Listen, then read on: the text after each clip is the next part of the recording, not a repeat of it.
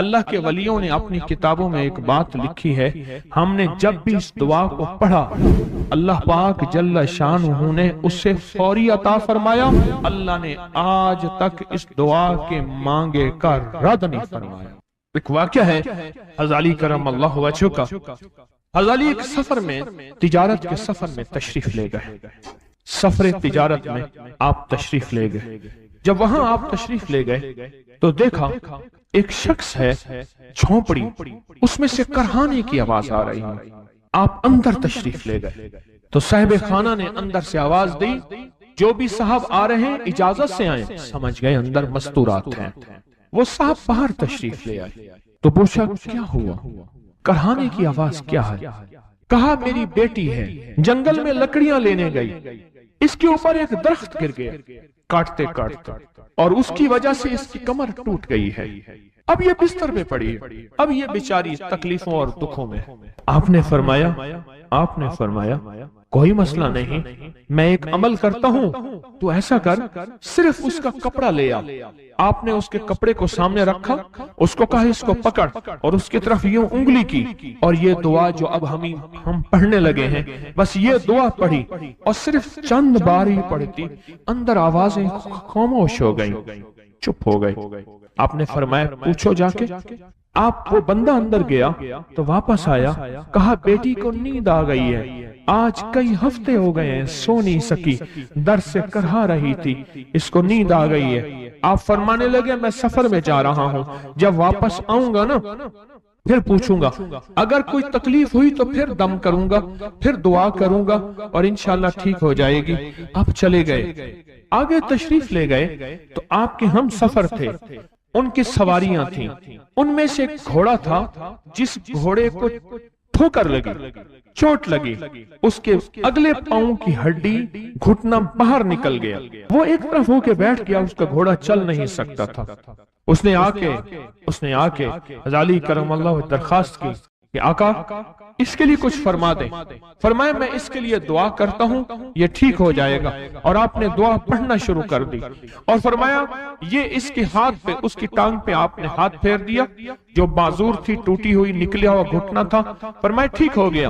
اور قافلے والوں نے دیکھا وہ گھوڑا سب سے آگے تھا، سب سے سبک رفتار تھا، اور سب سے لاجواب تھا۔ آگے ایک جگہ تشریف لے گئے تو قافلے کو پیاس لگی، پانی کی ضرورت تھی، کنواں دیکھا تو کنواں خشک تھا۔ آپ نے فرمایا کوئی بات نہیں، یہ دعا پڑھی اور دعا کو پڑھ کے اپنا لعاب کنویں میں ڈال دیا۔